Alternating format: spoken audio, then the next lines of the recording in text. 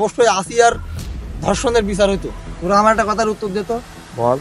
18 বছরের আগে বিয়ে হলে যদি মা বাবার দোষ হয়, তাহলে 8 বছরের মেয়ে ধর্ষিত হলে কার দোষ হয়?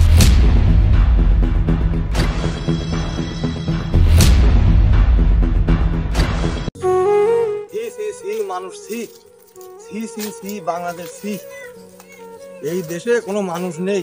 কত বড় বেলজ্জাতি, বেশরম, বেহায়া হতে পারলি এত বড় একটা কাজ করে। আমি তো এই দেশের নাগরিক, আমার পরিচয় দিতেও ঘেন্না করতেছে। এই দেশে কোনো মানুষ নেই, সব শেয়াল আর কুত্তা। ধর্ষণের ঘটনায় দুজনকে আটক করেছে পুলিশ, তবে এই ঘটনায় এখনো কোনো মামলা হয়নি। শিশুটি বর্তমানে মানুষ সব বেহায়া। বসে কি হয়েছ তো? রেগে থাকবো না? ওই ভোজপুরি একটা নায়িকা নাচতে দেই, মাথা ভেঙে ফেলেই। কি রে বসি, তুই এ কথা বললি কেন?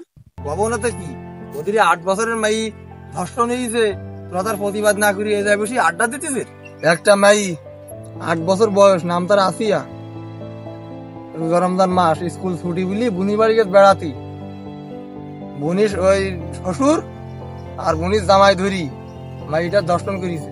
ফুলের মতো পবিত্র একটা মেয়ে, তার সঙ্গে এরকম একটা ঘটনা ঘটে গেছে, আর তোরা এখানে দাঁড়ায় আড্ডা দিচ্ছে। চোখের পানি হেলাই ভাবতিস না? আমি ওদিকে মনটা কত বড় খারাপ জানিস? আল্লাহ, হাই হাই সর্বনাশ। তারপরে কি? তারপর আর কি, গতকাল রাত্রি মেয়েটা হাসপাতালে ছিল, মারা গেছে।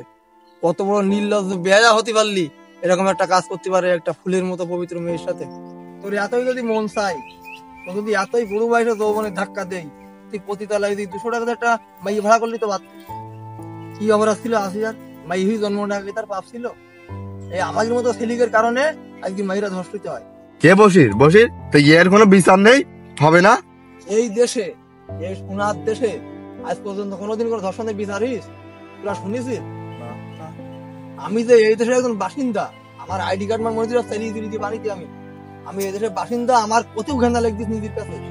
বসির, আমরা না, আমাদের সবার এক হতে হবে, বুঝলি?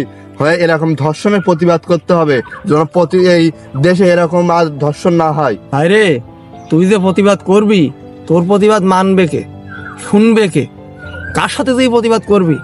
আমরা যদি নারী পুরুষ সবাই একই মিলিতই প্রতিবাদ করতে রাস্তায় নামি, সেখানেও ধর্ষণ হবে আসিয়ার মতো অনেক মেয়ে। তাহলে কি চুপচাপ বসে থাকবো আমরা এইভাবে? না, আমরা বসে থাকবো না, তারপরেও আমরা প্রতিবাদ করব। কারণ এই দেশে কোনো মানুষ নেই। মানুষ যদি থাকতো, অবশ্যই আসিয়ার ধর্ষণের বিচার হইতো। তোরা আমার একটা কথার উত্তর দিত, বল। 18 বছরের আগে বিয়ে হলে যদি মা বাবার দোষ হয়, তাহলে 8 বছরের মেয়ে ধর্ষিত হলে কার দোষ হয়? এ বসির, শোন, রাগ করলে চলবে না, বিষয়টা বুঝতে হবে।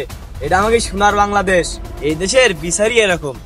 কি আর বলবো বল, দুঃখের কথা, আমাদের ফাঁকা মাঠে প্রতিবাদ করার সময় কোনো উপায় নেই। কোনো মানুষ দ্বারা এর বিচার হবে না, এর বিচার একমাত্র আল্লাহই করবে। তাই যদি হইতো, আজকের ধর্ষণের বিচার হইতো। আর বোনদেরকে বলি, এই যারা বোন আছে, তোদের মাইয়ে যারা আছে, তাদেরকে বলি, মেয়েদের মানে বোনদেরকে এইভাবে বলি আমি, যে তোমরা হাতে ছুরি না পরি, হাতে ছুরি ধরো, অস্ত্র ধরো, যাতে নিজেদের প্রতিবাদ নিজেরাই করতে পারো।